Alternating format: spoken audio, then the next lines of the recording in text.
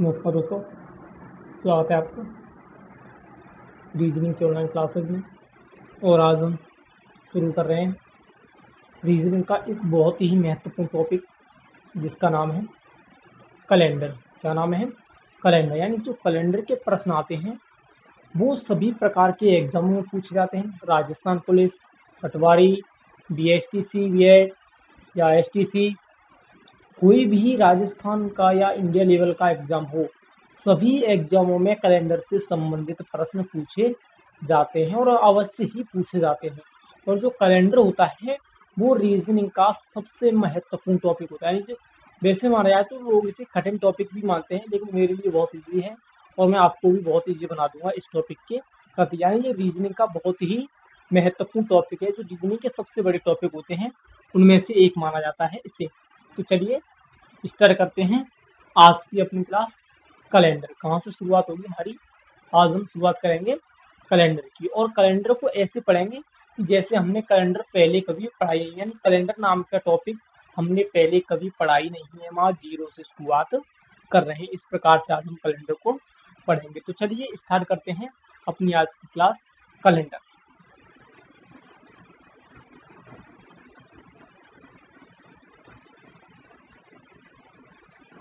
Calendar calendar calendar से तो हम सभी परिचित हैं। कैलेंडर क्या होता है? कैलेंडर होता है दिन, माह और वर्षों के बीच संबंध। कैलेंडर क्या होता है? कैलेंडर होता है दिन, माह और वर्षों के बीच संबंध। यानी दिन, माह और वर्षों के बीच जो संबंध पाया जाता है उस संबंध को हम क्या कह देते हैं? कैलेंडर कह देते हैं। यानी दिन, माह और वर्षों के बीच जो संबंध होता है उस संबंध को हम नाम दे देते हैं कैलेंडर का। अब बात आती है कैलेंडर में सबसे पहले वर्षों की। किसकी? वर्षों की। जो कैलेंडर में जो वर्ष होते हैं वो दो प्रकार के वर्ष होते हैं। There are two types of year in calendar. यानी कैलेंडर में दो प्रकार के वर्ष होते हैं। और वो कौन कौन से वर्ष हैं देख लेते हैं। जो पहला वर्ष होता है वो होता है सामान्य वर्ष। सामान्य वर्ष। और जो दूसरा वर्ष होता है वो होता है लीप वर्ष। एक होता है सामान्य वर्ष और एक होता है लीप वर्ष। यानी कैलेंडर में दो प्रकार के वर्ष होते हैं, एक होता है सामान्य वर्ष और एक होता है लीप वर्ष। अब देखो सामान्य वर्ष क्या होता है। सामान्य वर्ष वे वर्ष होते हैं जिनमें 365 दिन पाए जाते हैं। जिन वर्षों में 365 दिन होते हैं वो कौन से वर्ष होते हैं? वो सामान्य वर्ष होते हैं। और जिन वर्षों में 366 दिन होते हैं, 366 दिन होते हैं, वो कौन से वर्ष होते हैं? वो लीप वर्ष होते हैं। यानी जिन वर्षों में 365 दिन होते हैं वो सामान्य वर्ष होते हैं, और जिन वर्षों में 366 दिन होते हैं वो लीप वर्ष होते हैं। अब देखो पहचान कैसे करते हैं कि ये सामान्य वर्ष है या लीप वर्ष है। तो देखो जिस वर्ष में फरवरी 28 दिन की होती है, जिस वर्ष में फरवरी 28 दिन की होती है वो तो होता है हमारा सामान्य वर्ष। और जिस वर्ष में फरवरी 29 दिन की होती है, जिस वर्ष में फरवरी 29 दिन की होती है वो होता है लीप वर्ष। यानी जो सामान्य वर्ष होता है उसमें फरवरी 28 दिन की होती है, और जो लीप वर्ष होता है उसमें फरवरी 29 दिन की होती है। अब वो बात आती है कि ये एक दिन कहाँ से घटता और बढ़ता है। कई लोग जो ज्यादा विद्वान है वो कई बार पूछ लेते हैं कि जो एक दिन की घटत या बढ़त होती है वो एक दिन की घटत या बढ़त कहाँ से होती है। तो मैं बता दूं कि जो पृथ्वी सूर्य का एक चक्कर लगाती है, यानी पृथ्वी सूर्य का जो एक चक्कर लगाती है वो लगाती है 365 सही 1/4 दिन में। कितने दिन में वो लगाती है? 365 सही 1/4 दिन में एक चक्कर लगाती है। और जो इसका 1/4 365 तो एक वर्ष में काउंट कर लेते हैं, कितने दिन होते हैं एक वर्ष में? 365। लेकिन जो 1/4 भाग होता है उस 1/4 भाग को हम काउंट नहीं करते। यानी जो 1/4वां भाग है उस 4वें भाग को हम काउंट नहीं करते हैं। तो जो 1/4 वाला ये भाग है, 1/4 वाला, ये 4 वर्षों में मिलकर एक दिन का निर्माण कर देता है। एक दिन का निर्माण कर देता है। और वो एक दिन कौन सा बढ़ जाता है? वो एक दिन बढ़ जाता है फरवरी में 29 का। कौन सा बढ़ जाता है? फरवरी में 29 का वो दिन बढ़ जाता है। तो कैसे बढ़ता है? पृथ्वी सूर्य का एक चक्कर 365 सही 1/4 दिन में लगाती है और ये 1/4वां भाग 4 साल में मिलकर एक दिन का निर्माण कर देता है। तो एक क्वेश्चन हमारा यहाँ से ये बन गया कि जो लीप वर्ष आती है वो कितने वर्ष के अंतराल पर आती है? 4 वर्षों के अंतराल पर आती है। तो 4 वर्ष बाद एक दिन का निर्माण होता है। जो लीप वर्ष आती है वो 4 वर्ष के अंतराल पर आती है। ये हमारा कॉन्सेप्ट क्लियर हो गया यहाँ पे। अब चलते हैं यहाँ। अब देखो सामान्य वर्ष कौन कौन से होते हैं? सामान्य वर्ष वे वर्ष होते हैं जिनमें 4 का पूरा पूरा भाग नहीं जाता है।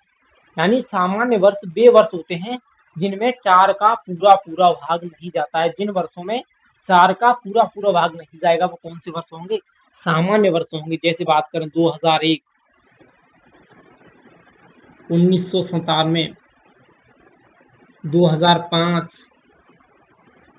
2013, 2001, 1701, ये सभी क्या है? ये सामान्य वर्ष हैं। क्यों सामान्य वर्ष है? क्योंकि इनमें 4 का पूरा पूरा भाग नहीं जा रहा है। और जिन वर्षों में 4 का पूरा पूरा भाग नहीं जाता है वो हमारे सामान्य वर्ष होते हैं। कौन से वर्ष होते हैं?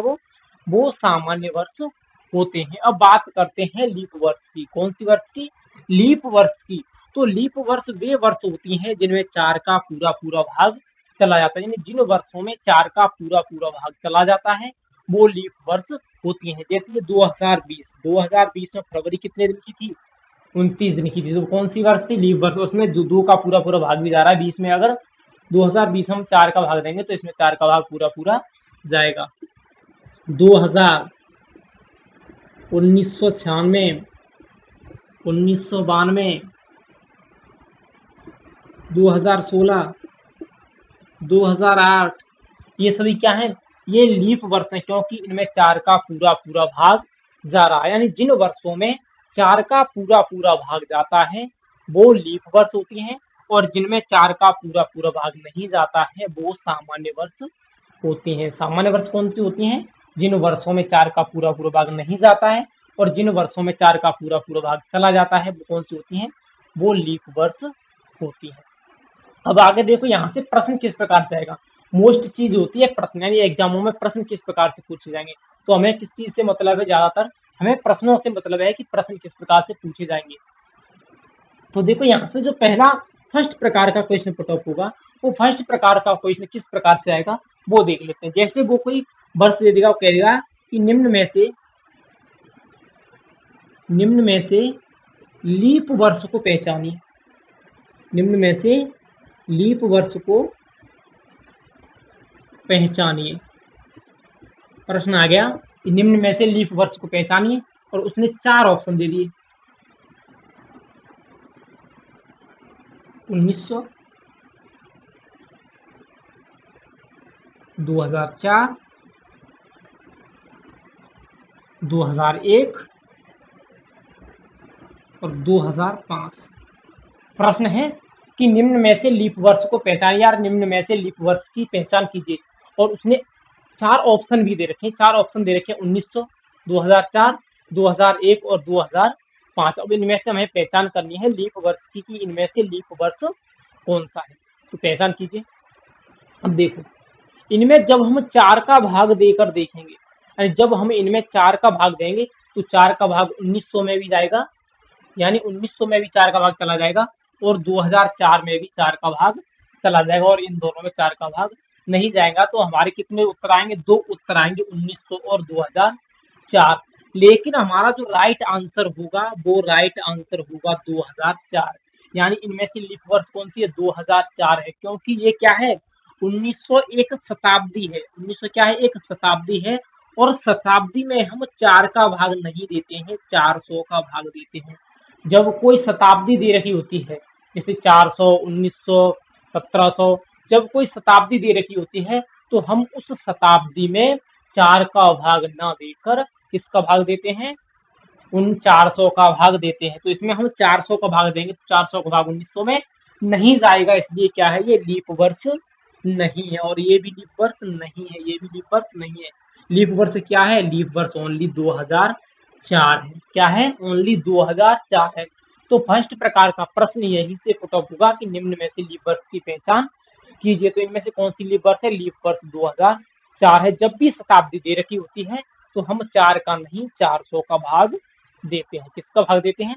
400 का भाग देते हैं। अब देखो दूसरा प्रश्न यहाँ से किस प्रकार से पूछ लिया जा सकता है, हम दूसरा प्रश्न भी यहाँ से देख लेते हैं। दूसरा प्रश्न आएगा यहाँ से, यदि मोहन का जन्म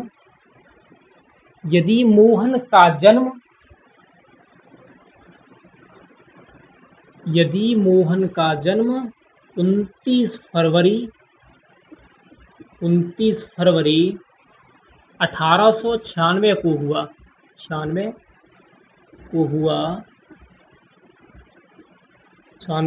तो बताओ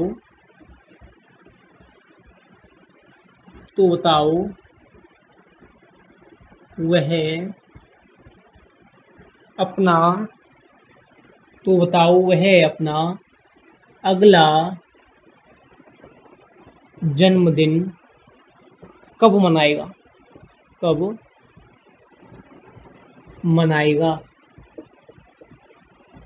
प्रश्न है कि यदि मोहन का जन्म 29 फरवरी 1896 को हुआ तो बताओ कि वह अपना जन्मदिन कब मनाएगा। यानी उसे अगला जन्मदिन मनाना है तो अपना अगला जन्मदिन वो कब मनाएगा। इसमें ऑप्शन दे रखे हैं,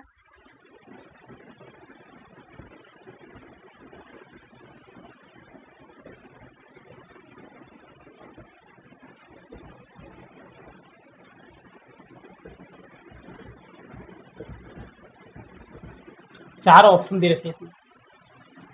यानी प्रश्न है कि यदि मोहन का जन्म 29 फरवरी 1896 को हुआ है, कोई मोहन नाम का लड़का है और उसका जन्म 29 फरवरी 1896 को हुआ है, तो हमें बताना है कि वह अपना अगला जन्मदिन कब मनाएगा, यानी किस वर्ष को मनाएगा अगला जन्मदिन। तो बताओ अगला जन्मदिन कब मनाएगा। तो देखिए यहाँ पे 29 फरवरी, और 29 फरवरी कब आती है? जब कोई वर्ष लीप वर्ष होती है। जब कोई वर्ष लीप वर्ष होती है तभी तो 29 फरवरी आएगी। अब 29 फरवरी 1896, अब हम देखते हैं कि 1896 के बाद कौन सा लीप वर्ष होगा। अगले की बात हो रही तो अगला 1896 के बाद जो भी अगला वर्ष आएगा लीप वर्ष, उसी में तो वो बनाएगा अपना अगला जन्मदिन। तो देखते हैं हम कि 1896 के बाद अगला लीप वर्ष कौन सा है। तो 1896 के बाद अगला लीप वर्ष कौन सा है? 1897 में तो लीप वर्ष है ही नहीं, 1897 में लीप वर्ष है नहीं, तो 1897 तो हो ही नहीं सकता। अब बात आती है 1900 की।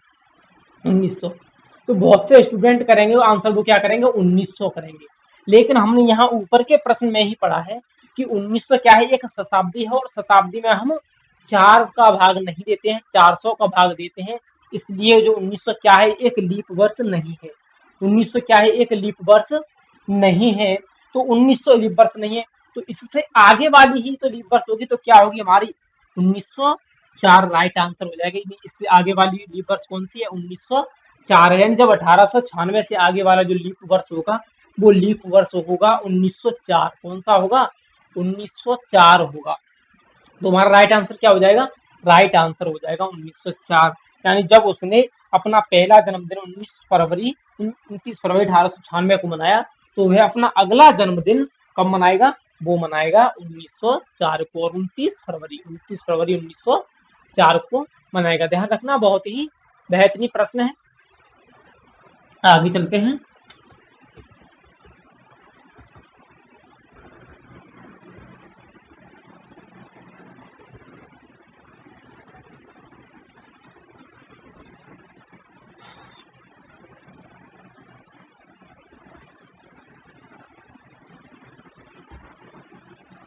आगे बात कर लेते हैं कैलेंडर से संबंधित कुछ रूल्स की। यानी कैलेंडर से संबंधित कुछ रूल्स होते हैं, और हमें कोई रूल्स भी नहीं पढ़ना है, केवल एक ही रूल है हमारा। जैसे कोई प्रश्न से ही देख लेते हैं हम, कोई क्वेश्चन से ही रूल नहीं लिख रहे। रूल लिखेंगे तो टाइम हो जाएगा और थ्योरी भी हो जाएगी उसमें। हम डायरेक्ट एक क्वेश्चन से ही शुरुआत कर लेते हैं। जैसे कोई क्वेश्चन है कि यदि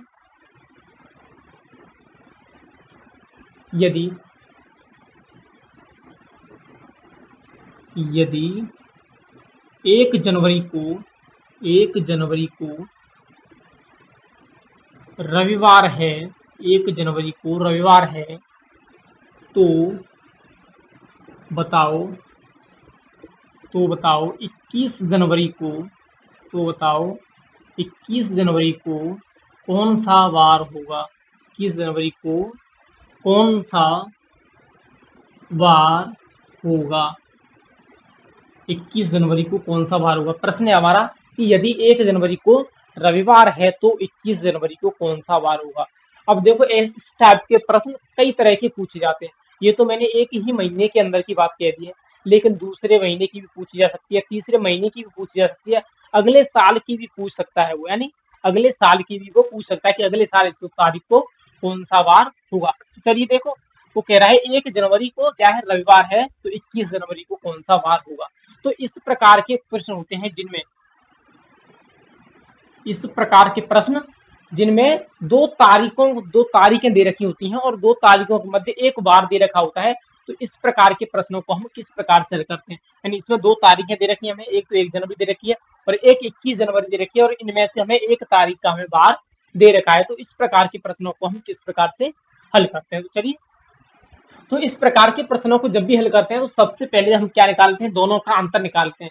जो दो तारीख दे रखी होती हैं उन दो तारीखों के मध्य दिनों का अंतर निकालते हैं कि उन दो तारीखों के मध्य में कितने दिन आ रहे हैं। यानी ये दो तारीखें दे रखी हैं और इन दो तारीखों के मध्य में कितने दिन आ रहे हैं, हम उन दिनों को काउंट करते हैं। तो चलिए दिनों को काउंट कर लेते हैं। 21 है तो 21 में से हम एक घटा देंगे, 21 में से हमने एक घटा दी तो कितने दिन बचे? ये कितने दिन बचे? मध्य दिन कितने आ गए? ये आ गए 20, ये आ गए 20, कितने दिन आ गए? 20। और इस 20 में हम 7 का भाग दे देते हैं। कितने का भाग दे देंगे? 7 का। 20 में हमने कितने का भाग दे दिया? हमने 20 में 7 का भाग दे दिया, और 7 का भाग देने के पश्चात जो शेष बचेगा, 7 का भाग देने कितनी बार जाएगा?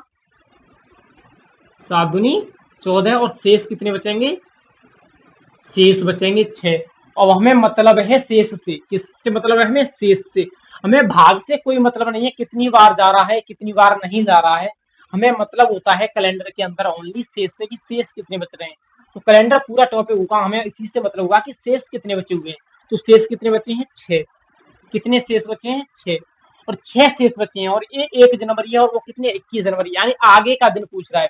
अगर दिए गए समय से आगे का दिन पूछ रहा है तो हम क्या करेंगे? ये जो शेष बचेंगे उसको जोड़ देंगे। और अगर पीछे का दिन पूछ रहा है, ये 1 जनवरी दे रखी है और वो दिसंबर का पूछता तो हम घटा देते, यानी दिनों को पीछे की तरफ घटा देते। लेकिन ये आगे की तरफ पूछ रहा है, 1 जनवरी से 21 जनवरी क्यों नहीं आगे पूछ रहा है, तो हम क्या करेंगे? जोड़ देंगे। यानी ये 1 जनवरी को, ये 1 जनवरी है, 1 जनवरी को उसने क्या दे रखा है?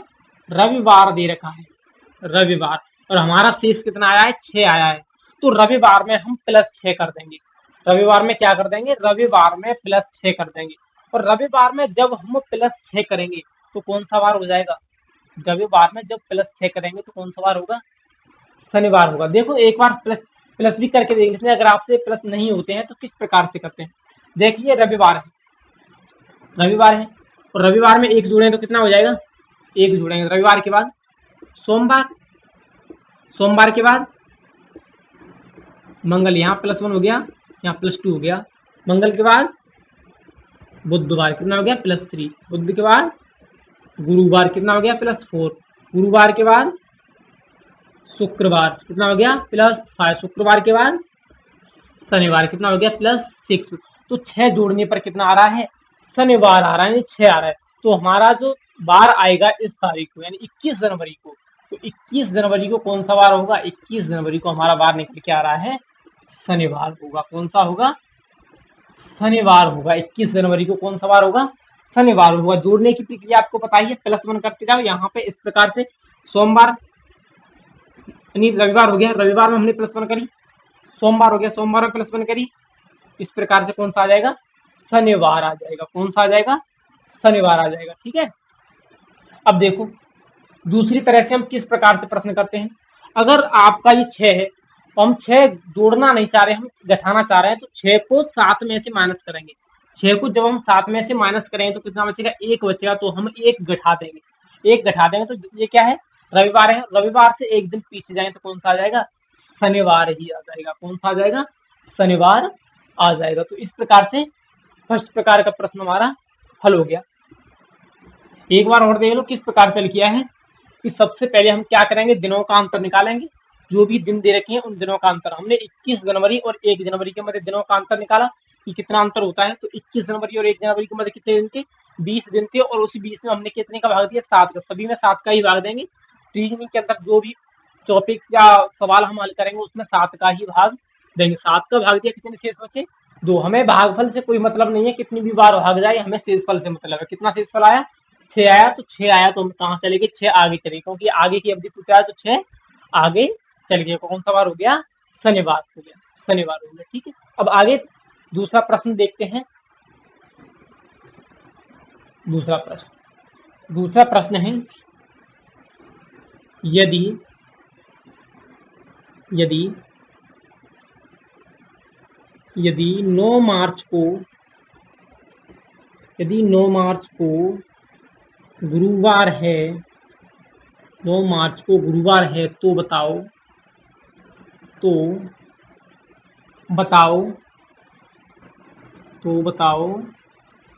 5 अप्रैल 5 अप्रैल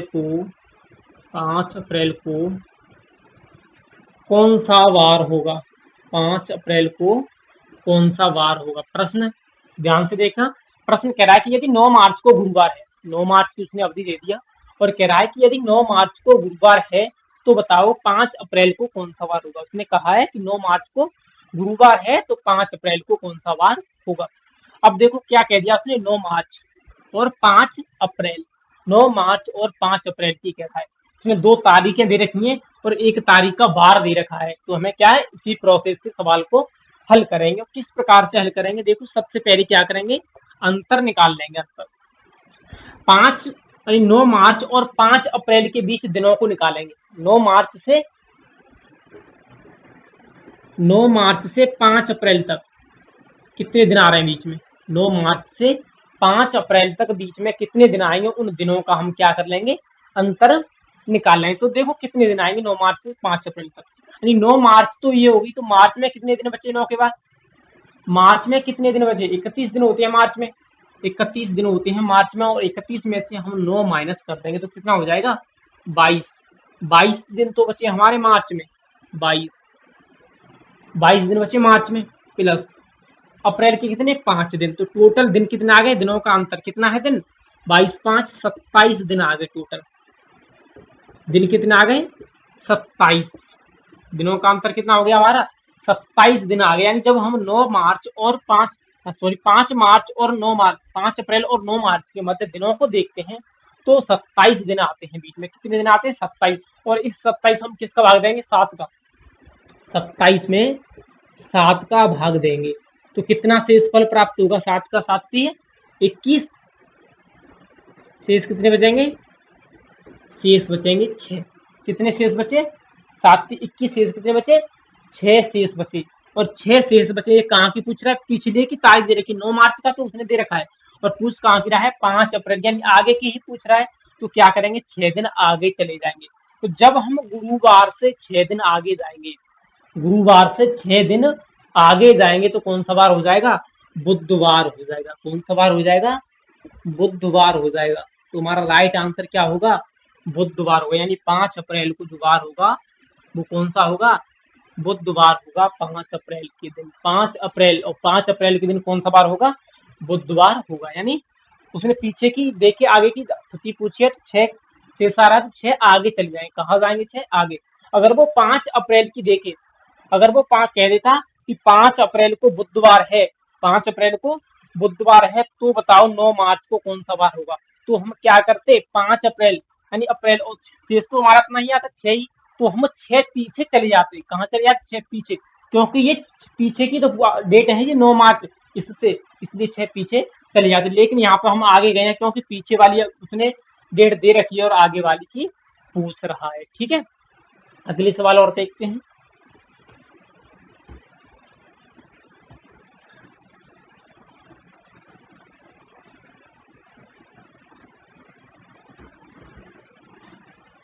अगला प्रश्न है,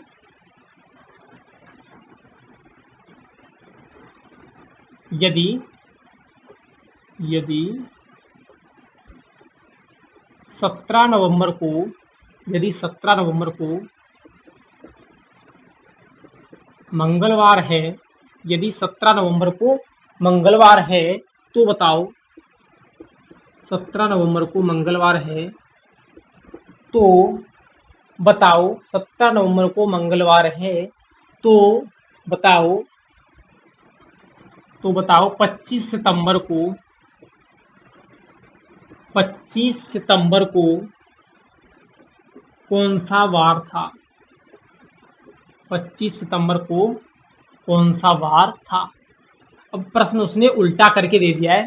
अब क्या कह रहा है वो कि यदि 17 नवंबर को मंगलवार है तो बताओ 25 सितंबर को कौन सा वार था।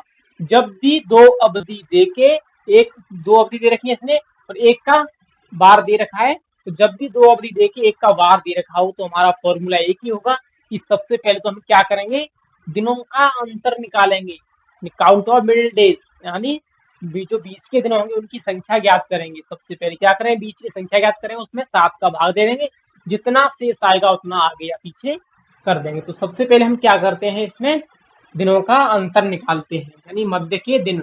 और दिनों का अंतर कहाँ से निकालेंगे हम, 25 सितंबर से, यानी 25 सितंबर से 17 नवंबर के बीच कितने दिन है ये निकालेंगे हम, कि जो 25 सितंबर है उस 25 सितंबर से 17 नवंबर के बीच कितने दिन आ रहे हैं। तो देखेंगे 25 सितंबर से 17 नवंबर के बीच कितने दिन आएंगे। तो देखिए सितंबर में कितने दिन बचे, सितंबर 30 माह 30 दिन का होता है, तो सितंबर में कितने दिन बचे, 5 दिन तो सितंबर में बचे।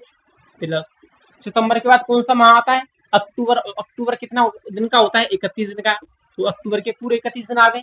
प्लस 17 दिन किसके हैं, नवंबर के, 17 दिन किसके हैं, नवंबर के। तो टोटल हम दिन काउंट करेंगे तो टोटल दिन कितने हो जाएंगे, 7 1 8 8 5 13 और 4 1 5, यानी 53 दिन होगा टोटल। टोटल कितने दिन हो जाएंगे, टोटल दिन हो जाएंगे हमारे 53। कितने दिन हो गए, 53 डेज आ गए हमारे, यानी बीच के दिन कितने आ गए, 53। कैसे निकाले, 25 सितंबर है तो 5 दिन तो सितंबर में बचे और 31 दिन अक्टूबर के और 17 दिन नवंबर के, यानी इसके मध्य के दिन कितने आ गए, 53 दिन आ गए। अब हम इस 53 को क्या करेंगे, 53 को 7 से विभाजित कर देंगे। किससे विभाजित कर देंगे, 7 से। कितनी बार जाएगा, 7 7 49, शेष कितनी बचेगी, 4। शेष कितना बचेगा, शेष बचेगा 4 शेष बचेगी। कितनी शेष बचेगी, 4 शेष बची है। अब देखो इस प्रकार के क्वेश्चन में क्या हुआ, अब इस प्रश्न में उसने क्या कह दिया है, 17 नवंबर को मंगलवार था, यानी उसने आगे वाली डेट का वार दे रखा है, आज आगे वाली डेट का वार दे रखा है और पीछे वाली डेट का जो वार है वो पूछ रहे हैं, यानी पीछे वाले समय का वार पूछ रहा है। अगर पीछे वाले समय का वार पूछ रहा है तो पीछे जाएंगे, अगर आगे वाले का पूछता तो आगे जाते। तो हम 4 कहाँ जाएंगे, 4 पीछे चले जाएंगे। कहाँ चले जाएंगे, 4 पीछे चले जाएंगे। तो मंगलवार के हम 4 पीछे जाएंगे, यानी ये मंगलवार है, कौन सा वार था, मंगलवार, मंगलवार। और मंगलवार से हम 4 पीछे जाएंगे, तो देखो मंगलवार से हम 1 पीछे गए तो कितना आ जाएगा, मंगलवार से जब हम 1 पीछे जाएंगे तो कौन सा वार आ जाएगा, मंगलवार से 1 पीछे सोमवार। फिर सोमवार से 1 पीछे जाएंगे, कौन सा वार आ जाएगा, सोमवार से 1 पीछे गए तो रविवार। फिर रविवार से 1 पीछे जाएंगे तो कौन सा वार आ जाएगा, शनिवार, शनिवार। और ये कितने 4 हैं तो 4 पीछे जाएंगे सर। फिर शनिवार से और पीछे जाएंगे तो कौन सा आ जाएगा, शुक्रवार, कौन सा आ जाएगा, शुक्रवार। और हमारा शेष कितना आ रहा है, 4, तो हम कितने पीछे जाएंगे, 4। और हमारा आंसर क्या आ जाएगा, आंसर आ जाएगा शुक्रवार। यानी 25 सितंबर को कौन सा वार होगा, 25 सितंबर को शुक्रवार होगा। 25 सितंबर को कौन सा वार होगा, 25 सितंबर को शुक्रवार होगा। कौन सा वार होगा, 25 सितंबर को शुक्रवार होगा। अब चलते हैं आगे सवालों की ओर। अगले टाइप, यहाँ तक आपको कोई दिक्कत नहीं होगी। चलिए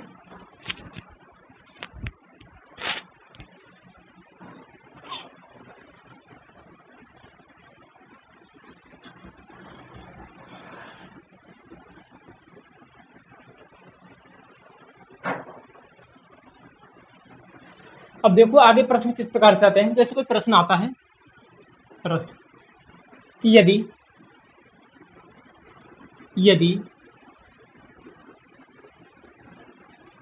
यदि जनवरी के माह की शुरुआत यदि जनवरी के माह की शुरुआत यदि जनवरी के माह की शुरुआत सोमवार से होती है, जनवरी के माह की शुरुआत सोमवार से होती है, जनवरी के माह की शुरुआत सोमवार से होती है, तो बताओ महीने का अंत किस वार को होगा? तो बताओ महीने का अंत किस वार को होगा? किस वार को होगा? अब देखो प्रश्न क्या दे रखा है कि यदि जनवरी के माह की शुरुआत सोमवार को होती है तो बताओ महीने का अंत किस वार को होगा। अब देखो इसमें तो उसने कोई तारीख दे ही रखी है, तो इस प्रकार के क्वेश्चनों को किस प्रकार से हल करेंगे? तो देखिए तारीख तो इसमें दे रखी है, लेकिन हमें क्या है तारीख पहचाननी है, यानी तारीख पहचाननी है, समय तारीख तो दे रखी है। अब देखो वो कह रहा है कि जनवरी के माह की शुरुआत, तो जनवरी का महीना कब शुरू होता है? 1 तारीख को, यानी वो कह रहा है कि 1 जनवरी को, और 1 जनवरी को क्या कह रहा है कि शुरुआत सोमवार से होती है, यानी 1 जनवरी को सोमवार है। वो कह रहा है कि 1 जनवरी को सोमवार है। और दूसरी कह रहा है तो बताओ कि महीने का अंत किस वार को होगा। तो जनवरी के महीने में कितने दिन होते हैं? 31 दिन होते हैं। तो वो पूछ रहा है कि 31 जनवरी को कौन सा वार होगा। वो पूछ रहा है कि 31 जनवरी को कौन सा वार होगा, यानी उसने कहा है कि जनवरी के महीने की शुरुआत सोमवार से होती है, तो बताओ महीने का अंत किस वार को होगा। यानी हमें उसकी भाषा समझनी है। उसने कहा है कि 1 जनवरी को सोमवार है, तो बताओ 31 जनवरी को कौन सा वार होगा। उसका प्रश्न ये है, उसने दूसरी भाषा में कन्वर्ट करके दे दिया है। अब देखो इस प्रकार के प्रश्न को किस प्रकार से हल करेंगे। तो तरीका वही है कि 2 तारीखें दे रखी हैं और 1 बार दे रखा है, 2 तारीखें और 1 बार, तो उसी तरीके से हल करेंगे। सबसे पहले हम क्या करेंगे, सबसे पहले दिनों का अंतर निकालेंगे। जब हम 31 जनवरी और 1 जनवरी के मध्य दिनों को अंतर निकालेंगे तो कितने दिन आएंगे? 31 माइनस 1 बराबर कितने आ जाएंगे? 30 दिन। और इस 30 में हम किसका भाग देंगे? 30 में हम भाग देंगे 7 का। 30 में किसका भाग देंगे? 7 का। और जब हम 30 में 7 का भाग देंगे तो कितना शेष बचेगा? 7 चौक 28, शेष कितना बचेगा? 2 शेष बचेंगे। कितने शेष बचेंगे? 2 शेष बचेंगे। कितने शेष बचेंगे? 2 शेष बचेंगे। और 2 शेष बचेंगे तो हम कहाँ जाएंगे? 2 आगे जाएंगे या 2 पीछे? 2 आगे जाएंगे, क्योंकि वो पूछ रहा है 31 जनवरी की, 1 जनवरी की उसने दे रखी है, 31 जनवरी की पूछ रहा है। अब देखो अगर 1 जनवरी को सोमवार है तो 31 जनवरी को क्या होगा? सोमवार से 2 दिन आगे जाएंगे। तो जब हम सोमवार से 2 दिन आगे जाएंगे तो कौन सा हो जाएगा? मंगलवार, बुधवार हो जाएगा। कौन सा हो जाएगा? बुधवार हो जाएगा। कौन सा हो जाएगा? बुधवार हो जाएगा। कौन सा वार हो गया? बुधवार। तो हमारा राइट आंसर हो जाएगा बुधवार। यानी हमें प्रश्न की भाषा पहचाननी है कि प्रश्न क्या कह रहा है। हमें जल्दीबाजी नहीं करनी है एग्जाम में किसी भी प्रकार की, हमें ओनली प्रश्न की भाषा पहचाननी। प्रश्न ने क्या पूछा है, प्रश्न में क्या पूछा गया है। तो प्रश्न बिल्कुल सिंपल था, प्रश्न वही था, लेकिन उसने भाषा चेंज कर दी थी थोड़ी सी। अब देखो अगला प्रश्न एक और, अब इसी प्रश्न में वो पूछ लेता कि यदि जनवरी के महीने की शुरुआत सोमवार से होती है तो बताओ फरवरी के महीने की शुरुआत किस वार से होगी। यानी फरवरी के महीने की शुरुआत किस वार से होगी, यानी 1 फरवरी को। तो फिर यहाँ हम क्या कर देते? 1 फरवरी कर देते। क्या कर देते? 1 फरवरी कर देते। इस प्रकार से अगर कोई भी प्रश्न आ जाए तो आराम से हल हो जाएगा। ठीक है। अब देखो दूसरा प्रकार का प्रश्न किस प्रकार से पूछा जाएगा। दूसरा प्रश्न आएगा, यदि यदि यदि 2020 में 2020 में नव वर्ष 2020 में नव वर्ष मंगलवार को था, नव वर्ष मंगलवार को था, तो बताओ यदि 2020 में नव वर्ष मंगलवार को था तो बताओ वर्ष 2020 की समाप्ति, वर्ष 2020 की समाप्ति किस वार को होगी। वर्ष 2020 की समाप्ति किस वार को होगी। अब देखो प्रश्न में क्या है, प्रश्न में कुछ नहीं है, हमें केवल प्रश्न की भाषा ही समझनी है। क्या समझना है? हमें केवल प्रश्न की भाषा समझनी है। प्रश्न क्या कह रहा है? तो प्रश्न कह रहा है कि यदि 2020 में नववर्ष को मंगलवार था, यानी वो कह रहा है कि 2020 सन 2020 में, और नववर्ष, नववर्ष कब आती है? 1 जनवरी को। कब आती है? 1 जनवरी, नया साल 1 जनवरी को ही आता है। तो उसने कहा है कि 1 जनवरी 2020 को कौन सा वार था? मंगलवार था। यानी उसने कहा है कि नव वर्ष 2020 की शुरुआत मंगलवार से हुई। यानी यदि 2020 में नव वर्ष को क्या था? मंगलवार था। 2020 में नव वर्ष यानी 1 जनवरी को कौन सा वार था? मंगलवार था। तो बताओ वर्ष 2020 की समाप्ति किस वार को होगी?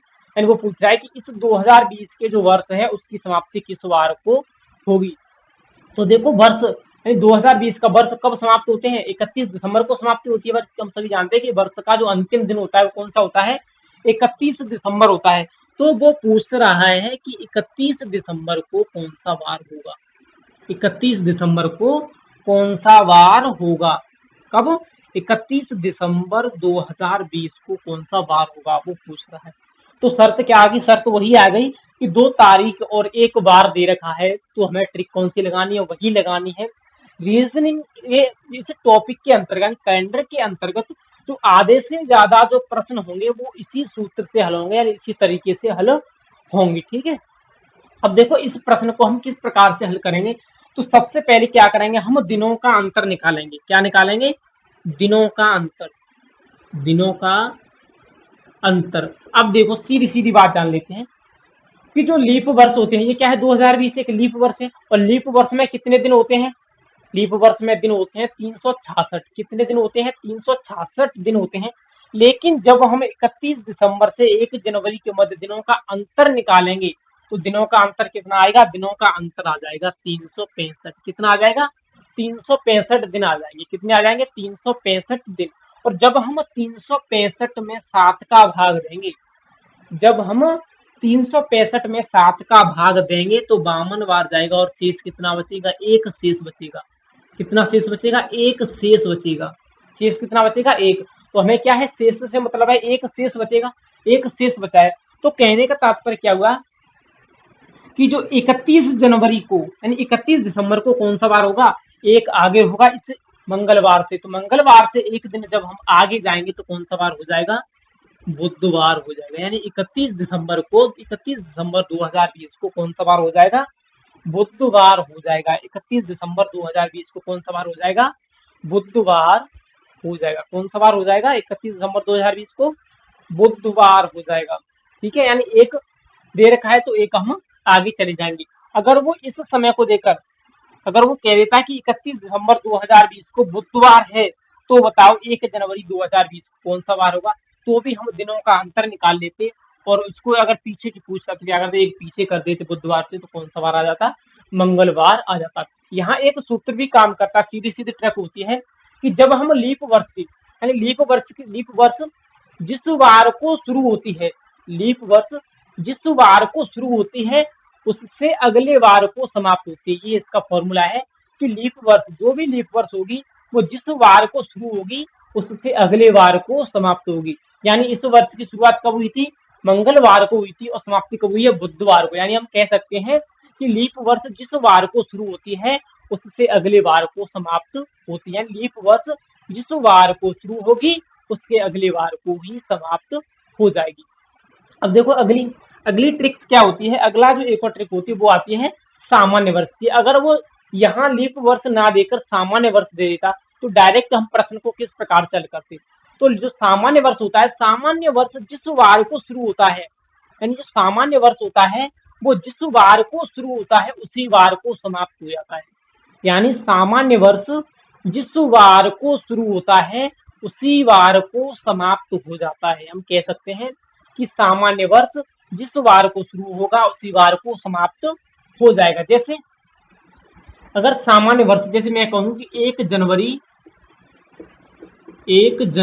2001, 1 जनवरी 2001 को मंगलवार है, 2001 को मंगलवार है, तो 31 दिसंबर 2001 को कौन सा वार होगा? 31 दिसंबर 2001 को कौन सवार होगा? 31 दिसंबर 2001 को भी मंगलवार ही होगा, क्योंकि ये क्या है? सामान्य वर्ष है। क्या है ये? सामान्य वर्ष है। और हम कह सकते हैं कि सामान्य वर्ष जिस वार को शुरू होता है उसी वार को समाप्त होता है। क्या कह सकते हैं कि सामान्य वर्ष जिस वार को शुरू होता है उसी वार को समाप्त होता है। सीधा सीधा सामान्य वर्ष जिस वार को शुरू होगा उसी वार को समाप्त हो जाएगा। इसकी शुरुआत कब हुई थी? 1 जनवरी को। कौन सा वार था? मंगलवार। तो 31 दिसंबर को कौन सा वार होगा? मंगलवार ही होगा। 31 दिसंबर को कौन सा वार होगा? मंगलवार ही होगा।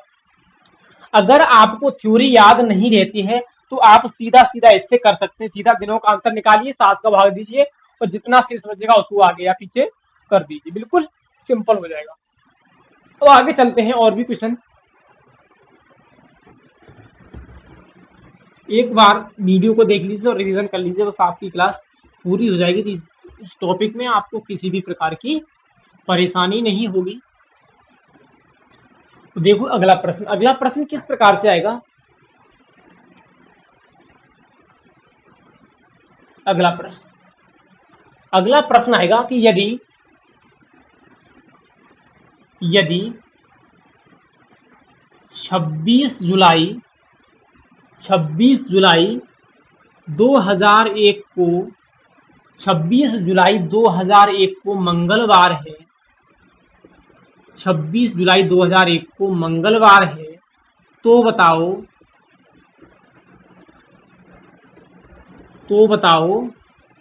26 जुलाई 2002 को कौन सा वार होगा? 26 जुलाई 2002 को कौन सा वार होगा? प्रश्न कह रहा है कि यदि 26 जुलाई 2001 को मंगलवार है तो बताओ 26 जुलाई 2002 को कौन सा वार होगा? 26 जुलाई 2002 को कौन सा वार होगा? तो देखिए प्रश्न में 26 जुलाई 2001 को क्या है? मंगलवार है। तो बताओ 26 जुलाई 2002 को कौन सा वार होगा? जब हम 26 जुलाई 2001 से 26 जुलाई 2002 के बीच दिनों का अंतर निकालेंगे तो कितने दिन आ जाएंगे? कितने दिन आएंगे? दिन आ जाएंगे 365। कितने दिन आ जाएंगे? 365 दिन आ जाएंगे। जब हम 26 जुलाई 2001 से 26 जुलाई 2002 के बीच दिनों का अंतर निकालेंगे तो 365 दिन आ जाएंगे। और इस 365 दिन में जब हम 7 का भाग देंगे तो कितनी बार जाएगा? 52 बार जाएगा। शेष कितने बचेंगे? 1 बचेगा। शेष कितने बचेंगे? 1 बचेगा। तो मंगलवार से हम एक दिन आगे चले जाएंगे तो कौन सा वार हो जाएगा? बुधवार हो जाएगा। कौन सा वार हो जाएगा? बुधवार हो जाएगा। यानी हम सीधे सीधे कह सकते हैं कि जब हम सामान्य वर्ष से अगली वर्ष में जाते हैं, जब किसी हम सामान्य वर्ष से अगली सामान्य वर्ष में जाते हैं तो एक दिन की वृद्धि हो जाती है। जब हम सामान्य वर्ष से अगली सामान्य वर्ष में जाते हैं तो एक दिन की वृद्धि हो जाती है और पीछे की सामान्य वर्ष में जाते हैं तो एक दिन की कमी हो जाती है। तो यहाँ पे क्या है? 26 जुलाई 2001 को कौन सा वार था? मंगलवार था। और 26 जुलाई 2002 को कौन सा वार हो गया? बुधवार हो गया।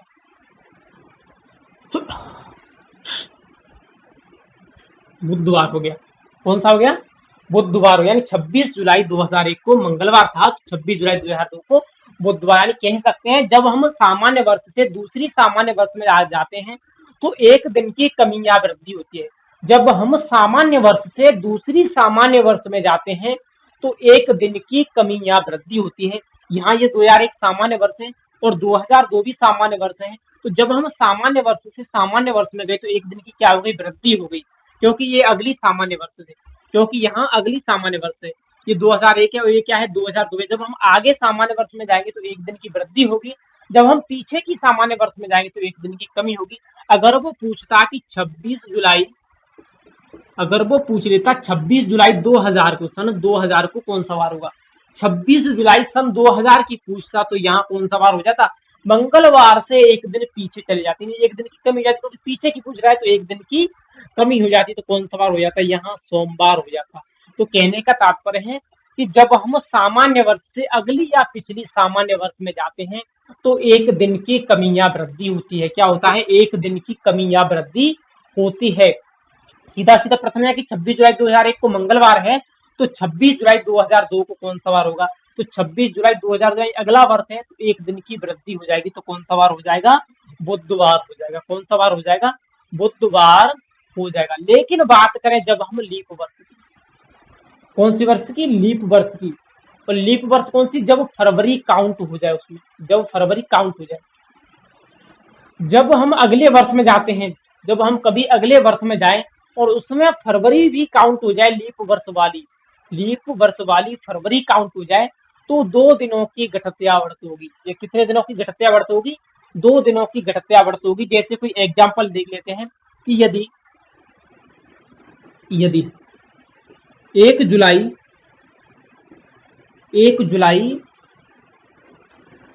2003 को, यदि 1 जुलाई 2003 को शनिवार है, 1 जुलाई 2003 को शनिवार है, तो 1 जुलाई 2004 को कौन सा वार होगा? 1 जुलाई 2004 को कौन सा वार होगा? अब बात आ रही है 1 जुलाई 2004 की। अगर आपको थ्योरी नहीं पता है तो आप सीधा सीधा क्या करोगे? दिनों की संख्या को जोड़ देंगे। तो अब हम दिनों की इसमें अंतर निकालेंगे 2003 से 2004 में, तो इसमें दिनों का अंतर आएगा 366 दिन आएंगे टोटल। 366 दिन आएंगे, क्योंकि इसमें जो फरवरी होगी 2004 की वो लीप वर्ष की होगी, यानी 29 दिन की होगी, इसलिए जो अंतर आएगा दिनों का वो कितना आएगा? 366 आएगा। और 366 में जब हम 7 का भाग देंगे तो 2 शेष बचेंगे, और 2 शेष बचेंगे तो क्या चला जाएगा? हम 2 दिन आगे चले जाएंगे। कितने दिन आगे चले जाएंगे? 2 दिन आगे चले जाएंगे। और वैसे भी जब हम सामान्य वर्ष से लीप वर्ष में जाते हैं, जब हम सामान्य वर्ष से लीप वर्ष में जाते हैं और उन दोनों में फरवरी काउंट होती है, यानी फरवरी बीच में गिनती होती है फरवरी की, यदि हम सामान्य वर्ष से लीप वर्ष में जाएंगे और उसमें फरवरी की गिनती होगी, तो जो अगले वर्ष होंगे उनमें 2 दिन की कमी या वृद्धि होगी। कितने दिन की? 2 दिन की। तो इसमें कितने दिन बढ़ जाएंगे? 2 दिन बढ़ जाएंगे। एक दिन नहीं बढ़ेगा, इसमें 2 दिन बढ़ेंगे, क्योंकि इसमें जो फरवरी थी 29 दिन की फरवरी काउंट हो गई। जब फरवरी 29 दिन की काउंट हो जाएगी तो 2 दिनों की कमी या वृद्धि होगी। तो यहाँ कौन सा वार हो जाएगा? शनिवार के बाद यहाँ सोमवार हो जाएगा। कौन सा वार हो जाएगा? सोमवार हो जाएगा डायरेक्टली। जब हम सामान्य वर्ष से लीप वर्ष में जाते हैं तो 2 दिनों की कमी या वृद्धि होती है, लेकिन एक शर्त है कि उसमें फरवरी काउंट होनी चाहिए। अब देखो, एक तरह से और भी हम सामान्य वर्ष में जा सकते हैं। जैसे मैंने बात करी कि 1 जनवरी, इसी में 1 जनवरी 2003 को 1 जनवरी 2003 को मंगलवार है। 1 जनवरी 2003 को मंगलवार है, तो बताओ 1 जनवरी 2004 को कौन सा वार होगा? अब देखो, इसमें भी हम सामान्य वर्ष से लीप वर्ष में जा रहे हैं और इसमें भी हम सामान्य वर्ष से लीप वर्ष में जा रहे हैं, लेकिन इसमें क्या है कि इसमें जब हम सामान्य से लीप वर्ष में जा रहे हैं तो दोनों के अंतर में क्या है? फरवरी काउंट हो रही है। दोनों का जो अंतर निकालेंगे हम दिनों का, तो देखो जुलाई के बाद अगस्त, सितंबर, अक्टूबर, नवंबर, दिसंबर, जनवरी, फरवरी, मार्च, अप्रैल, मई, जून, जुलाई, यानी फरवरी काउंट हो रही है इसमें बीच में, जब हम दिनों का अंतर निकाल रहे हैं। लेकिन यहाँ पे जब हम दिनों का अंतर निकालेंगे तो लीप वर्ष वाली फरवरी काउंट नहीं होगी, इसमें सामान्य वर्ष वाली फरवरी काउंट होगी। तो जब सामान्य वर्ष वाली फरवरी काउंट होगी तो 1 दिन की कमी या वृद्धि होगी, और जब लीप वर्ष वाली फरवरी काउंट होगी तो 2 दिन की कमी या वृद्धि होगी। तो यहाँ कितने दिन की होगी? 1 दिन की वृद्धि होगी, क्योंकि यह सामान्य वर्ष की फरवरी काउंट हो रही है। तो यहाँ कौन सा वार हो जाएगा? यहाँ बुधवार हो जाएगा। ध्यान रखना, बहुत ही मोस्ट टॉपिक है कि जब हम लीप वर्ष या सामान्य वर्ष से लीप वर्ष में जाते हैं तो 2 दिन की कमी या वृद्धि होती है जब फरवरी लीप वर्ष की काउंट होती है, और 1 दिन की कमी या वृद्धि होती है जब फरवरी सामान्य वर्ष की काउंट होती है। ठीक है, तो यहाँ पे कुछ मोस्ट पॉइंट था, ये मोस्ट पॉइंट यहाँ पे हो गया। अब आगे चलते हैं और प्रश्न किस प्रकार से आएगा।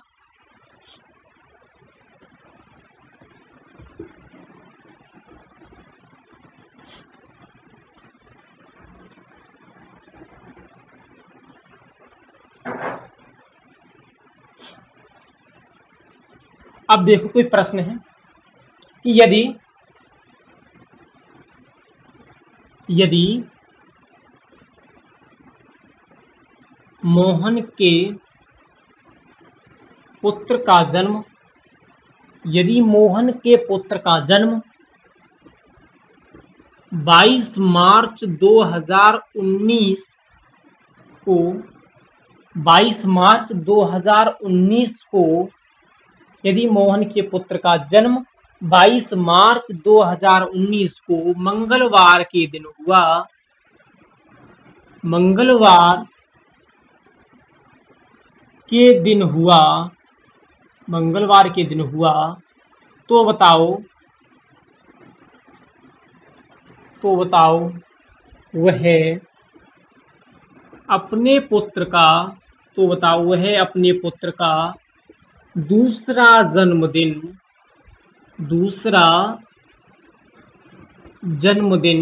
किस वार को मनाएगा? दूसरा जन्मदिन किस वार को मनाएगा? किस वार को मनाएगा? प्रश्न बहुत ही मोस्ट है कि यदि मोहन के पुत्र का जन्म 22 मार्च 2019 को मंगलवार के दिन हुआ, तो बताओ वह अपने पुत्र का दूसरा जन्मदिन किस वार को मनाएगा? अब देखो क्वेश्चन में क्या चीज इंपोर्टेंट है ये देखो। तो क्वेश्चन में मोस्ट चीज जो इंपोर्टेंट है इस प्रश्न में वो चीज है जन्मदिन। और वो कौन सा जन्मदिन पूछ रहा है? वो पूछ रहा है दूसरा जन्मदिन। कौन सा जन्मदिन पूछ रहा है? दूसरा जन्मदिन की बात कर रहा है वो, दूसरे जन्मदिन की। अब देखो उसने डेट कौन सी दे रखी है? उसने दे रखा है कि 22 मार्च 2019 को। कौन सा वार था? मंगलवार था। और मंगलवार के दिन क्या हुआ? उसके पुत्र का जन्म हुआ। मंगलवार के दिन उसके पुत्र का जन्म हुआ। अब वो जन्म के समय तो हम बर्थडे मनाते नहीं, जन्म के समय मनाते हैं जन्मदिन, जन्म के समय नहीं मनाते हैं। उसका जो पहला जन्मदिन बनता है वो जन्म के अगले वर्ष बनता है, जन्म के अगले वर्ष। बहुत सारे स्टूडेंट क्या करते हैं, पहला जन्मदिन इसे ही मान लेते हैं, पहला जन्मदिन इसी तारीख को पहला जन्मदिन मान लेते हैं, लेकिन ये पहला जन्मदिन नहीं होता है। ये तो उसके जन्म की तारीख होती है, बर्थडे नहीं होता। उसका जब पहला जन्मदिन मनाया जाता है वो मनाया जाता है अगले वर्ष की उसी तारीख को। अब देखो इसका ये तो इसका जन्म हुआ। अब इसका जो पहला जन्मदिन मनाया जाएगा वो कब मनाया जाएगा? First birthday. जो इसका पहला जन्मदिन होगा, पहला जन्मदिन वो कब मनाया जाएगा? वो मनाया जाएगा 22 मार्च 2020 को। कब मनाया जाएगा? 22 मार्च 2020 को। अब 22 मार्च 2020 को कौन सा वार होगा? अब देखो ऊपर वाली ट्रिक आ गई जो पहले अभी हमने पढ़ी थी जस्ट, कि जब अब इसमें क्या है, अगर 22 मार्च 2019 को मंगलवार है तो 22 मार्च 2020 को कौन सा वार होगा? इसमें क्या कर रहे हैं हम, सामान्य वर्ष से लीप वर्ष में प्रवेश कर रहे हैं, सामान्य वर्ष से लीप वर्ष में प्रवेश कर रहे हैं। और इसमें सीधा सीधा क्या है, फरवरी लीप वर्ष की काउंट हो रही है, क्योंकि यहाँ से तो फरवरी निकली गई, ये मार्च आ गया, तो यहाँ से तो फरवरी निकली गई, तो किसकी फरवरी काउंट होगी? लीप वर्ष की फरवरी काउंट होगी। तो सीधा सीधा कहाँ जाएंगे हम, 2 दिन आगे चले जाएंगे, 2 दिन आगे। तो 22 मार्च 2020 को कौन सा वार हो जाएगा? 22 मार्च 2020 को हमारा जो वार होगा वो वार होगा गुरुवार। कौन सा वार होगा? गुरुवार, यानी गुरुवार। तो उसने जब अपना पहला जन्मदिन मनाया तो वो मनाया 22 मार्च 2020 को, गुरुवार को। लेकिन वो पूछ किसकी रहा है? दूसरे जन्मदिन की पूछ रहा है। किसकी पूछ रहा है? दूसरे जन्मदिन की पूछ रहा है वो, दूसरे की। तो हम निकालेंगे यहाँ पे दूसरा। अब वो दूसरा जन्मदिन कब मनाएगा? दूसरा जन्मदिन मनाएगा अपना 22 मार्च 2021 को। कब मनाएगा? 22 मार्च 2021 को। अब देखो एक शर्त ये आ गई कि अगर 22 मार्च 2020 को गुरुवार है तो बताओ 22 मार्च 2021 को कौन सा वार होगा? अब इसमें हम क्या कर रहे हैं, इसमें हम सामान्य वर्ष से यानी लीप वर्ष से सामान्य वर्ष में जा रहे हैं, लीप वर्ष से सामान्य वर्ष में। लेकिन इसमें शर्त क्या है कि जो फरवरी काउंट हो रही है वो किसकी हो रही है? फरवरी काउंट हो रही है वो सामान्य वर्ष की हो रही है। अगर सामान्य वर्ष की फरवरी काउंट हो रही है तो कितने दिन की बढ़त होगी? 1 दिन की। तो यहाँ कौन सा वार हो जाएगा? गुरुवार के बाद शुक्रवार हो जाएगा। कौन सा वार हो जाएगा? शुक्रवार हो जाएगा। तो वह अपना जो दूसरा जन्मदिन मनाएगा वो कौन से वार को मनाएगा? शुक्रवार को मनाएगा। किस वार को मनाएगा? शुक्रवार को अपना दूसरा जन्मदिन मनाएगा। किस वार को मनाएगा? शुक्रवार को मनाएगा। इस प्रकार के कितने भी प्रश्न पूछ लिए जाएं सभी प्रश्नों को हम इस प्रकार से हल कर देंगे। अब चलते हैं हम अगले टाइप के प्रश्न। वार ज्ञात करना है। हम वार किस प्रकार से ज्ञात करते हैं? अगर आपको डायरेक्ट कोई तारीख दे दी जाए और उस तारीख से आपको पूछ लिया जाए कि जैसे 15 अगस्त को कौन सा वार था, या आपसे पूछ लिया जाए कि आज आप बताओ कि आज ही कौन सा वार है, तो किस प्रकार से वो वार निकालेंगे। अब हम उस वार को देख लेते हैं। तो उसके लिए जो सबसे पहले जान लेते हैं हम महीनों के कोड, कि महीनों के कोड क्या होते हैं। तो सबसे पहले महीने कितने होते हैं? महीने होते हैं 12। कौन कौन से होते हैं? जनवरी, फरवरी, मार्च, अप्रैल, मई, जून, जुलाई, अगस्त, सितंबर, अक्टूबर, नवंबर और दिसंबर, यानी ये 12 माह होते हैं। कितने माह होते हैं? 12 माह होते हैं। अब देखो इनके जो लास्ट के दिन होते हैं वो कितने होते हैं।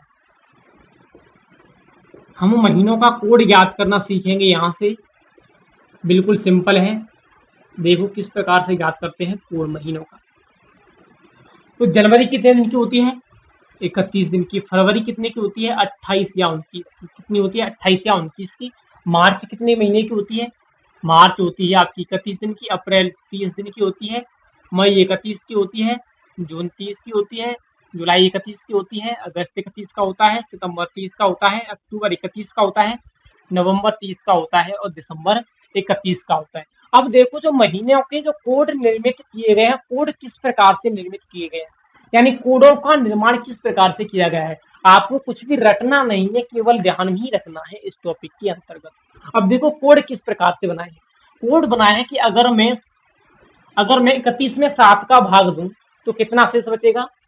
3 शेष बचेगा। तो जनवरी का कोड कितना होता है? 3 होता है। यानी 31 में 7 का भाग दें तो कितना शेष बचेगा? 3 शेष बचेगा। तो जनवरी का कोड कितना होता है? 3 होता है।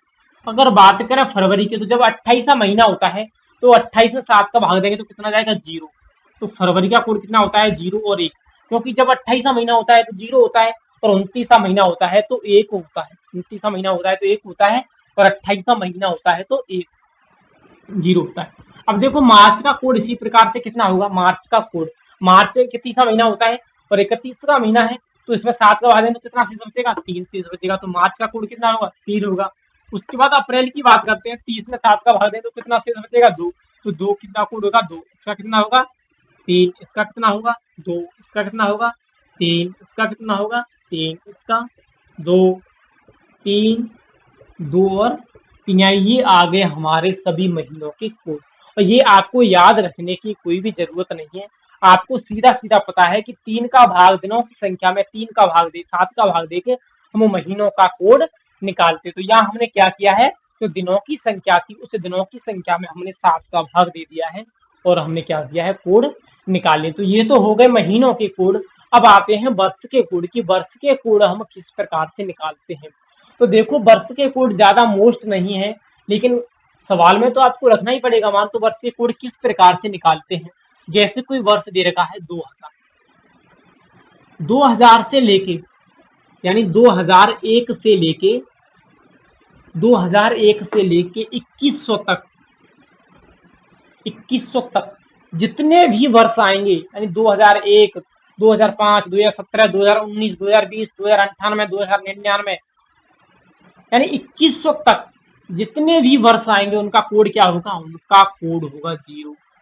यानी 2000 से लेके 2100 तक जितने भी वर्ष आएंगे उनका कोड क्या होगा? उनका कोड होगा 0। अब हम इससे आगे जाएंगे। अब हम इससे आगे जाते हैं। जैसे मैं बात करूं 2101 से लेके 2200 तक की, तो 2101 के जब हम 2200 तक जाएंगे तो इसका कोड हो जाएगा 1।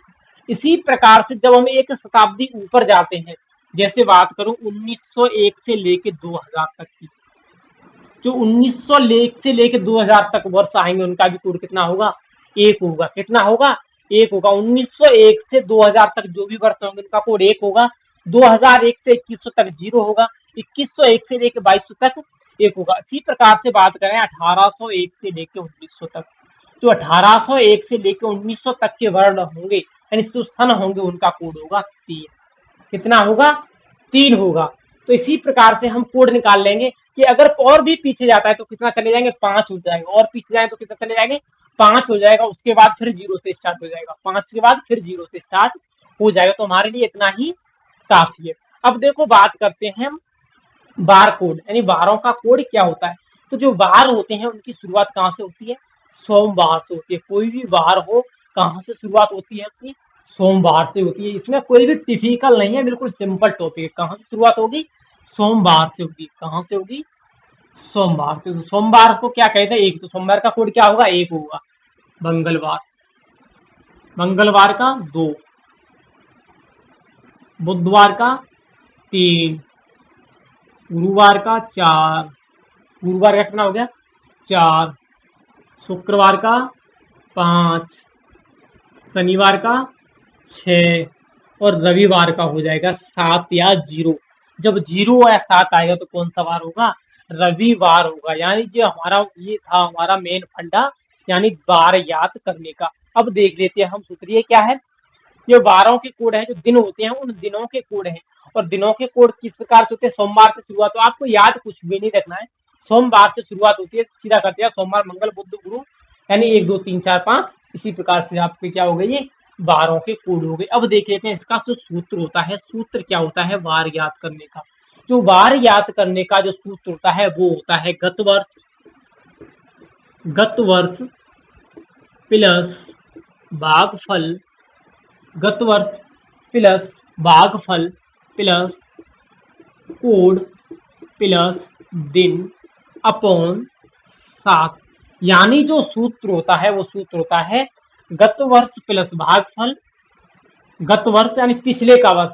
अब गत वर्ष क्या होता है, गत वर्ष होता है पिछले का वर्ष, यानी पीछे वाला वर्ष। जैसे उसने वर्ष दे बार पूछ रहा है वो 15 अगस्त 2020 की, तो इसका गत वर्ष होगा 2019, यानी किसको लेंगे हम, 19 को लेंगे। और गत वर्ष में पीछे के 2 शब्दों को लेते हैं, यानी 2019 नहीं लेंगे हम, केवल 19 ही लेंगे। क्या लेंगे, केवल 19 लेंगे, 2019 नहीं लेंगे। और भागफल, भागफल होता है दिए गए वर्ष में 4 का भाग देने पर।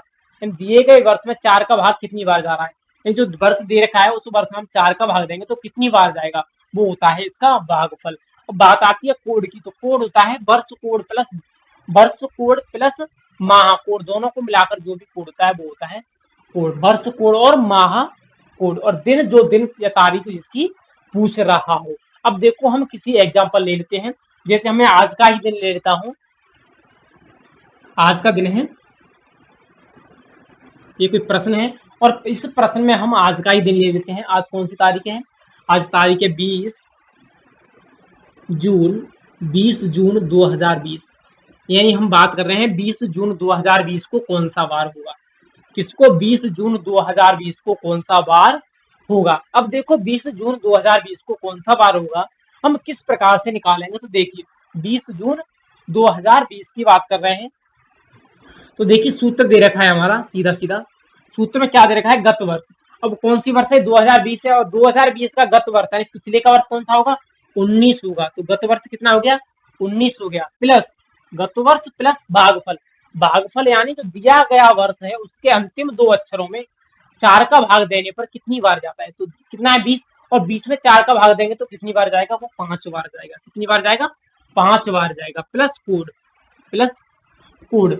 अब कोड कौन सा होता है, कोड होता है वर्ष का और महीने का। तो वर्ष का कोड कितना है इसका, वर्ष का कोड तो हो गया इसका 0, वर्ष का कोड कितना हो गया 0, और दिन का कोड, महीनों का कोड, महीनों का कोड, उस महीने का कोड नहीं, उस महीने से आगे जितने भी महीने होते हैं उनका कोड लिखा जाता है। जैसे ये जून की पूछ रहा है, तो जून से आगे कौन कौन से महीने हैं, जून से आगे महीना है मई, अप्रैल, मार्च, फरवरी और जनवरी। तो इन चारों और पांचों महीने के कोड मिलाकर के लिखने पड़ेंगे, यानी कोड के महीने की कोड की बात आती है तो इन पांचों के कोड को हम क्या करेंगे, मिला करके लिख देंगे। यानी महीनों का कोड क्या होगा 3, और फरवरी कैसी यहाँ पे, फरवरी लीप वर्ष में है तो लीप वर्ष में कितना हो जाएगा, 1 हो जाएगा, तो 3 और 4, 4 और 3 7, 7 और 2 9, 9 और 3 कितना हो जाएगा, 9 3 हो जाएगा 12। यानी महीनों का कोड यहाँ पे कितना आ गया, 12 आ गया। ध्यान रखना महीनों का कोड किस प्रकार से लेते हैं, जो महीना दे रखा होता है उसका कोड नहीं लेते हैं, उसके पिछले वाले महीनों का कोड, उसके पीछे जितने भी महीने आते हैं उन सभी का कोड क्या कर लेते हैं, जोड़ देते हैं। ठीक है, प्लस बार को दिन कौन सा दे रखा है, दिन दे रखा है उसने 20 तारीख का, कौन सी तारीख दे रखी है, 20 तारीख दे रखी है। अब इसको सभी को हम क्या करेंगे, जोड़ देंगे और 7 का भाग दे देंगे, क्योंकि सूत्र में भी 7 का भाग दे रखा है। अब देखो किस प्रकार से अब जोड़ते हैं हम, 2 5 सात, सात और 9 16 की 6, हासिल 1, 1 और 1 2, 2 और 1 3, 3 और 2 5, कितना आ गया 56 आ गया। कितना आ गया 56। कितना आ रहा है 56 आ रहा है। और इस 56 में मैं भाग दूंगा 7, 56 में किसका भाग दूंगा 7 का भाग दूंगा मैं 56 के अंतर्गत। हाँ एक चीज और, जो हम भागफल लेते हैं भागफल, वो भागफल लेते हैं इसका लेते हैं कि जो गत वर्ष होता है उस गत वर्ष में 4 का भाग दे कितनी बार जाता है, यानी गत वर्ष में 4 का भाग कितनी बार जाता है। तो गत वर्ष में 4 का भाग कितनी बार जा रहा है 4 बार जा रहा है। ये कितना आ जाएंगे यहाँ पे, ये आ जाएंगे हमारे 55। कितने आ जाएंगे 55 आ जाएंगे। कितना आ गए 55। ध्यान रखना ये मोस्ट पॉइंट है, यहाँ पे मिस स्पेल्ड हो जाती है कि जो भागफल लेते हैं वो किसका लेते हैं गत वर्ष का लेते हैं, गत वर्ष में भाग देते हैं।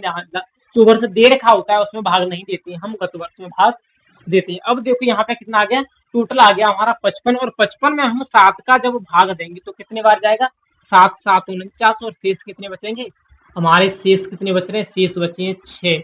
हमें काम किससे होता है, मैंने पहले ही बता दिया, हमें काम होता है शेष से, कि हमारे शेष कितना बचा हुआ है, और शेष यहाँ पे कितना बच रहा है 6। तो अब हम सीधे आ जाते हैं यहाँ पर कि 6 किसका है, 6 किसका है, 6 किसका है, 6 है शनिवार का, 6 किसका है शनिवार का। तो आज के दिन कौन सा वार है, शनिवार है, यानी हमारा आंसर करेक्ट है। कौन सा वार आ गया, शनिवार आ गया। कौन सा वार आ गया, शनिवार आ गया। किस प्रकार से निकाला है, यानी गत वर्ष। सबसे पहले तो कौन सा ले लिया हमने, गत वर्ष यानी पिछले का वर्ष, और 2020 है, 20 है, और 20 का गत वर्ष यानी पिछले का वर्ष कौन सा होगा 19, जस्ट पिछले का वर्ष कौन सा 19। अगर 30 दे रखा हो तो 29, 15 दे रखा हो तो 14, 13 दे रखा हो तो 12, यानी गत वर्ष होता है पिछले का वर्ष। अब वो भागफल, भागफल क्या होता है, गत वर्ष में 4 का भाग कितनी बार जाता है, जो गत वर्ष होती है उस गत वर्ष में 4 का भाग जितनी बार जाएगा वो होगा उसका भागफल। अब आता है कोड, ये कोड होता है वर्ष कोड प्लस माह कोड। वर्ष कोड तो इसका कितना हो गया 0 हो गया, और महीने का कोड कितना हो गया 12 हो गया। यानी जो महीना दे रखा होता है उससे आगे के सभी महीनों के कोड को हम जोड़ करके लिखते हैं। तो ये क्या था, जून महीना था, और इस जून महीने से पहले कौन कौन से महीने थे, ये 5 महीने थे, जनवरी फरवरी मार्च अप्रैल और मई। तो हमने क्या किया, जनवरी फरवरी मार्च अप्रैल और मई महीनों के कोड को जोड़ करके लिख दिया। और उसके बाद था दिन, दिन कौन सा था 20 तारीख की, उसके बाद 7 का भाग तो सूत्र में दे रखा था, उसके बाद हमने जोड़ के शेष को हल किया तो कौन सा आ गया हमारा 6 शेष आ गया, 6 शेष। और 6 शेष को सीधे जाएंगे हम कौन से कोड के सामने, इसका कोड आ रहा है 6, और 6 किसके सामने है शनिवार के, तो कौन सा आ गया शनिवार आ जाएगा। यहाँ पे कौन सा वार आ जाएगा, शनिवार आ जाएगा। ठीक है, चलिए अगला सवाल इसी का करके देखते हैं एक और, इसे यहीं पे बना रहने देते हैं।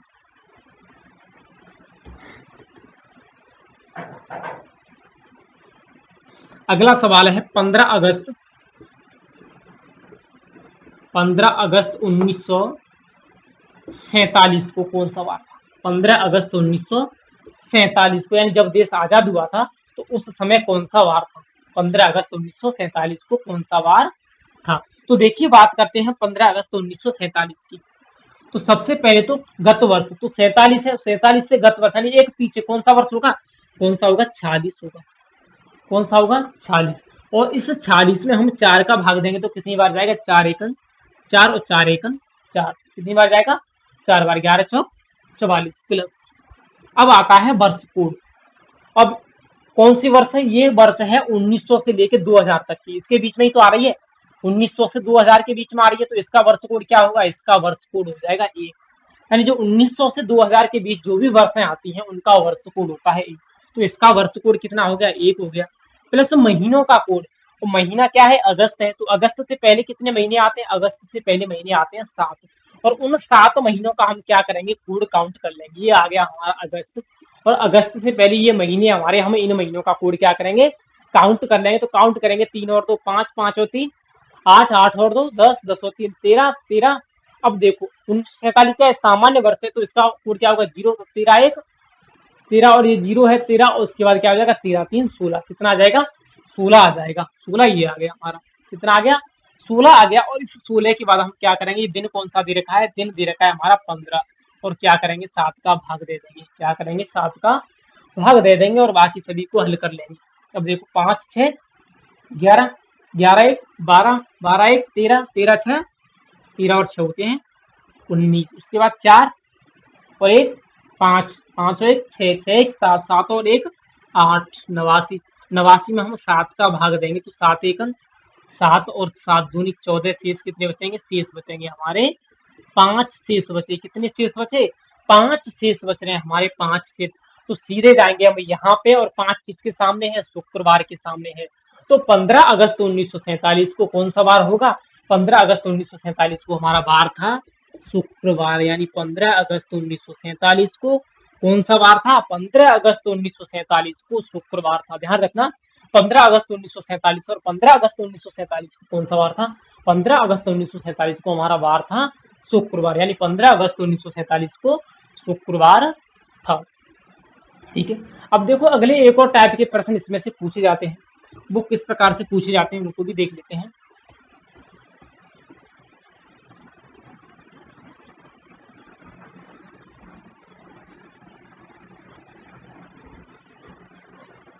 अब ये प्रश्न आते हैं कैलेंडर की पुनरावृत्ति से। कैलेंडर की पुनरावृत्ति यानी प्रश्न आएगा कि वर्ष 2016 का कैलेंडर कौन से वर्ष के समान होगा, वर्ष 2019 का कैलेंडर आगे कौन से वर्ष के समान होगा, यानी जो कैलेंडर होंगे वो कौन से वर्षों के समान होंगे। या पूछेगा कि जनवरी का महीना कौन से माह के समान होता है, फरवरी का महीने का कैलेंडर कौन से माह के समान होता है। तो इस प्रकार के प्रश्नों को हल किस प्रकार से करते हैं देख लीजिए। हमारा लास्ट टॉपिक है कैलेंडर के अंतर्गत। तो चलिए देखो, हमारा जैसे कोई प्रश्न है कि वर्ष 1990 का कैलेंडर, वर्ष 1990 का कैलेंडर, वर्ष 1990 का कैलेंडर किस वर्ष के समान होगा? किस वर्ष के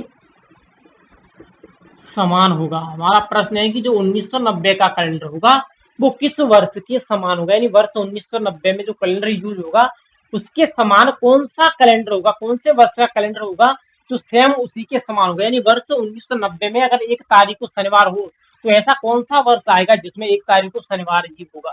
तो देखिए इस प्रकार के प्रश्नों को किस प्रकार से हम ज्ञात करते हैं। तो सबसे पहले तो हम वर्षों को लिख लेते हैं। सबसे पहले तो क्या लिख लेंगे?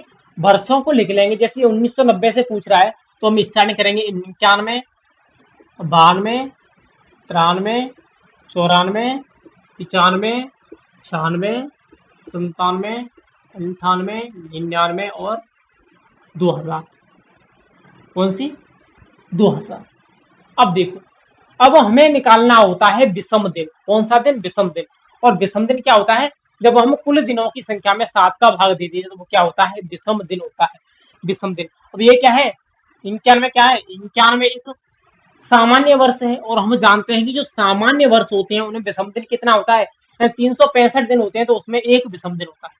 92 भी क्या है? 92, 92 एक लीप वर्ष है। 92 क्या है?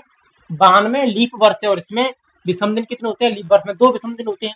तो ये क्या है? एक सामान्य वर्ष, इसमें एक विषम दिन होगा, इसमें भी एक विषम दिन होगा, इसमें भी एक विषम दिन होगा, और इसमें कितने विषम दिन होंगे? इसमें 2 विषम दिन होंगे, इसमें एक विषम दिन होगा, इसमें एक विषम दिन होगा, और इसमें भी एक विषम दिन होगा, और इसमें 2 विषम दिन होंगे। कितने विषम दिन होंगे? 2 विषम दिन होंगे इनमें 2।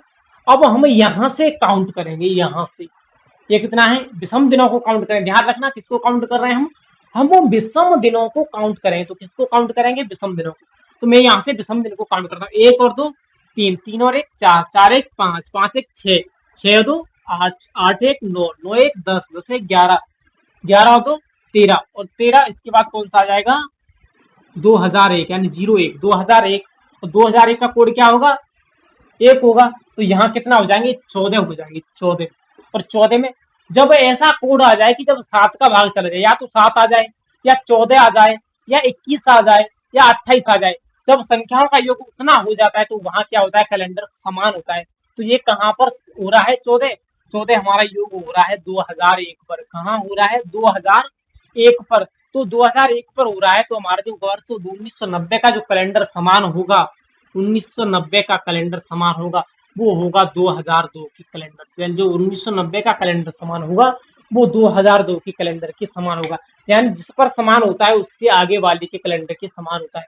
इसी प्रकार से अगर पूछ लिया जाए कि वर्ष 1991 का कैलेंडर, वर्ष 1991 का कैलेंडर किस वर्ष के समान होगा, तो हम यहाँ से गिनना स्टार्ट करेंगे 92 से। तो 92 से गिनेंगे 2, 2 1 3, 3 1 4, 4 1 5 और 2 7, यानी जो 1992 का कैलेंडर समान होगा वो 97 के होगा। जो 1991 का कैलेंडर 1991 का कैलेंडर 1997 के समान होगा। जो 1991 का कैलेंडर है वो 1997 के वर्ष के समान होगा। अब बात की जाए ऐसे ही 92 का कैलेंडर कौन से वर्ष के समान होगा। जो 1992 है उस 1992 का कैलेंडर किस वर्ष के समान होगा। 1992 का कैलेंडर किस वर्ष के समान होगा। अब देखो 1992 के कैलेंडर की हम बात कर रहे हैं तो कहाँ से स्टार्ट करेंगे, 93 से, विषम दिनों को ही गिनेंगे। 93 से हम स्टार्ट करेंगे तो 1 2 3, 3 और 2 5, 6 और 7, कहाँ पे आ रहा है 98 में, तो किसके समान होगा 99 के। यानी जो 1992 का कैलेंडर होगा 1992 का वो 1999 के कैलेंडर के समान होगा। 1992 का कैलेंडर 1999 के कैलेंडर के समान होगा। अब बात करें हम महीनों की कि महीनों के कैलेंडर को हम किस प्रकार से निकालते हैं। तो महीनों का कैलेंडर भी हम इसी प्रकार से निकाल लेते हैं, विषम दिनों को निकाल के। विषम दिन कितने होते हैं महीनों में, 7 का भाग दे देंगे। जैसे जनवरी के महीने की बात की जाए कि जनवरी के महीने का कैलेंडर किस वर्ष के समान होगा, तो जनवरी के महीने का कैलेंडर, जनवरी का पूर्व कितना होता है 3, इसी प्रकार से हम काउंट करते जाएंगे और जहां पर 14 या 7 या 21 28 हो जाएगा वहीं पर रोक देंगे और उसी के अगले माह के या अगले जो माह होगा उसके कैलेंडर समान हो जाएगा। तो इस प्रकार से जो हमारे कैलेंडर के प्रश्न थे वो हमने हल किए। यहाँ पर ये हमारा कैलेंडर पूरा कंप्लीट होता है। अगर आपको किसी भी प्रकार का डाउट हो, कोई भी सवाल हो तो कमेंट करके बता दीजिएगा। और हमारी क्लास कैसी लगी आपको, लाइक कीजिए, शेयर कीजिए और सब्सक्राइब कीजिए। Thank you.